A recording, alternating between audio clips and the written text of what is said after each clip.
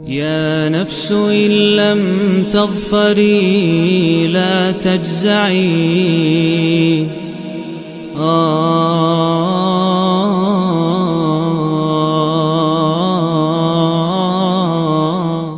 औज़ुबिल्लाहिमिनश्शैतानिर्रजीम बिस्मिल्लाहिर्रहमानिर्रहीम। आयत नंबर 85 सूरह अल-बकरा। इस आयत को समझने के लिए हमें हजरत अब्दुल्ला बिन सलाम की वो रवायत को समझना पड़ेगा।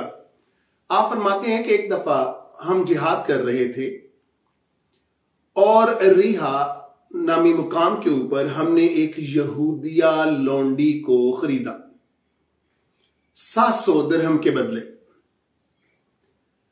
अब जब हम उसको लेकर आ रहे थे तो एक शख्स जिसका नाम तालूत था गालिबन और यहूदी था, हम उसके पास, जो वहां का सरदार भी था, उसके पास उसको लेकर गए और उसको कहा कि ये यहूदिया लौंडी हमने खरीदी और तुम इसको आजाद करवाओ, क्योंकि ये तुम्हारे दीन के अंदर लिखा है कि जब भी कोई यहूदी या यहूदिया लौंडी तुम्हारे पास लेकर आई जाएगी तो तुम उससे आजाद करवाओगे। तो उसने कहा ठीक है, मैं इसको खरीदता हूं।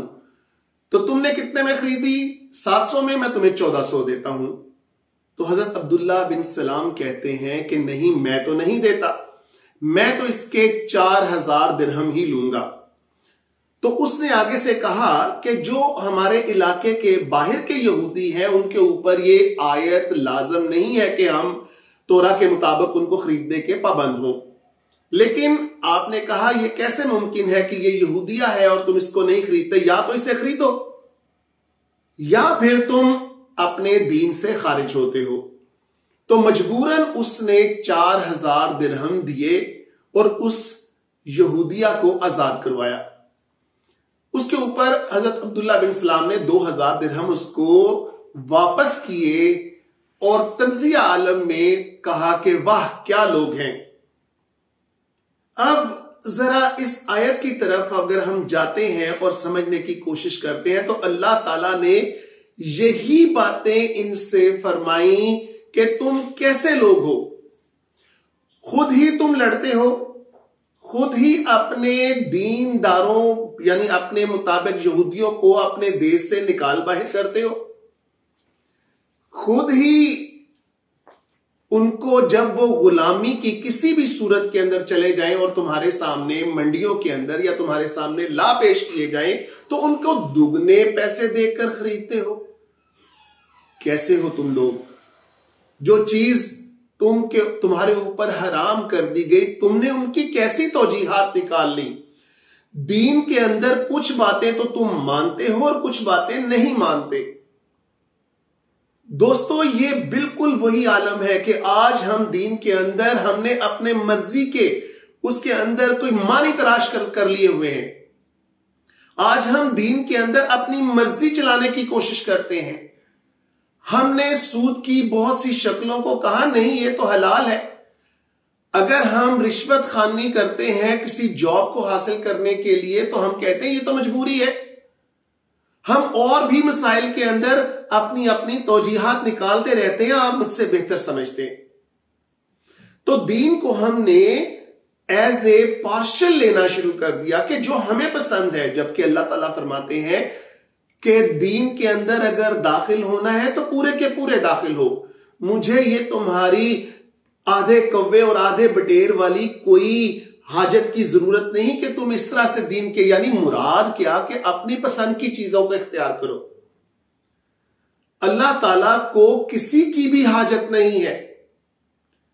यह हाजत दीन के अंदर आने की, उसको अपनाने की सिर्फ हमारी है, क्योंकि यह हमारी जरूरत है हमारी उखरवी छुटकारे और नजात के लिए। तो अल्लाह ताला फरमाते हैं, आप देखिएगा इसके अंदर अल्लाह ताला जो फरमा रहे हैं वो किस तरह हरफ बहरफ आज पूरी इस जो है बनी नूए इंसान के ऊपर किस तरह फिट बैठती है। तो आए शुरू करते हैं। सुम्मा, सुम्मा का मतलब तब, तुमने, हाउलाई, इसी तरह से ये इशारा करने के लिए इस्तेमाल होता है। तुम कैसे लोग हो, अंतुम हाउलाई तक्तुलूना, तुम कत्ल करते हो अनफुसकुम, अपने आप को, मुराद अपने जैसे लोगों को, यानी अपने ही हम मजहबों को, व तुखरिजूना, और फिर तुम उनको खारिज करते हो, फरीकम मिनकुम, उनमें से एक फरीक को जो तुम में से ही है, मिन दयारिहिम, उनके घरों से, उनके वतन से।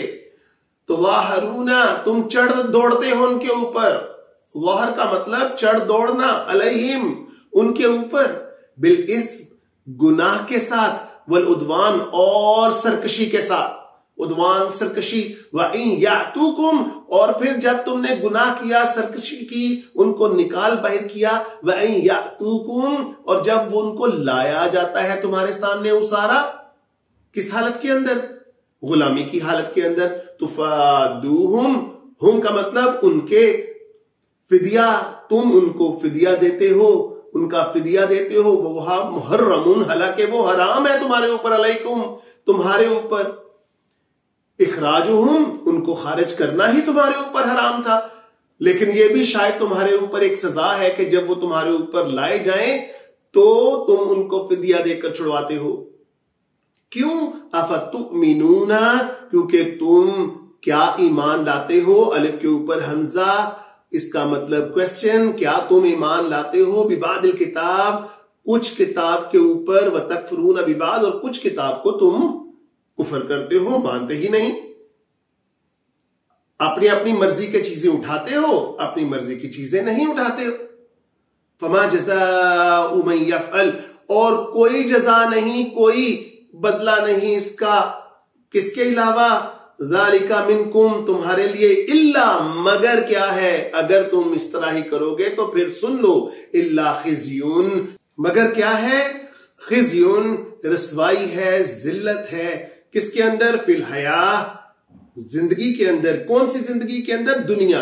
आखिरत में तो हम, अल्लाह ताला फरमाते हैं, बाद में पूछेंगे तुमसे, इस दुनिया के अंदर भी तुम्हारे ऊपर जिल्लत तारी कर दी जाएगी। वयौमल क़ियामा, और फिर क़यामत के दिन, युरद्दूना इला अशद्दिल अज़ाब, उसका अजाब तो तुम्हें बाद में भुगतना पड़ेगा। युरद का मतलब, रद का मतलब पलटाया जाएगा तुम्हें, इला, किसकी तरफ, अशद्दिल अज़ाब की तरफ। वमल्लाहु बिगाफिल, और जान लो कि अल्लाह बिल्कुल गाफिल नहीं है, अम्मा तामलून, जो कुछ भी तुम करते हो। तो दोस्तों, रुसवाई और जिल्लत लिख दी जाती है जब हम आपस में यूनिटी नहीं रखते, जब आपस में हम अलहदा अलहदा होते हैं, और उस अलहदा होने के अंदर हम एक दूसरे को बिल्कुल खत्म करने के भी दर पे आ जाते हैं। आज हम पाकिस्तान के मुसलमानों को देखें, बलोचिस्तान वाले पंजाबियों के मुखालिफ, पंजाबी पठानों के मुखालिफ, पठान पंजाबियों के मुखालिफ, सिंधी इन सबको ही बुरा समझते हैं, तो किधर जाएं?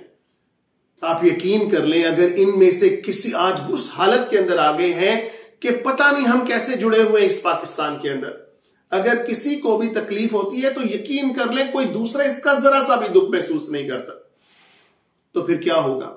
जिल्लत, रुसवाई नहीं लिख दी जाएगी मुकद्दर के अंदर।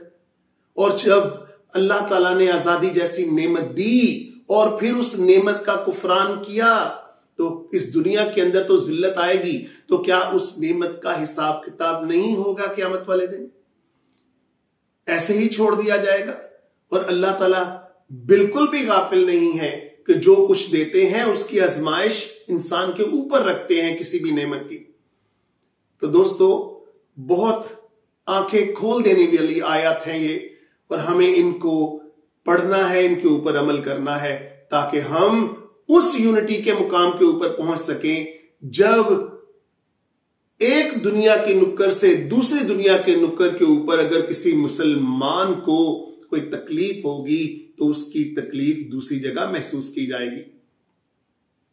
अगर मोहम्मद बिन कासिम सिंध के अंदर अटैक कर सकता है सिर्फ एक औरत के खत लिखने के ऊपर, तो फिर क्या वो टाइम दोबारा नहीं आएगा?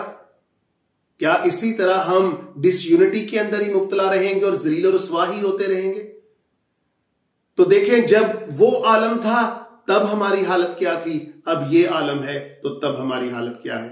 अल्लाह हमें इसके ऊपर अमल करने की तौफीक दे। वाखिर दावाना अल्हम्दुलिल्लाहि रब्बिल आलमीन। يا نفس إن لم تظفري لا تجزعي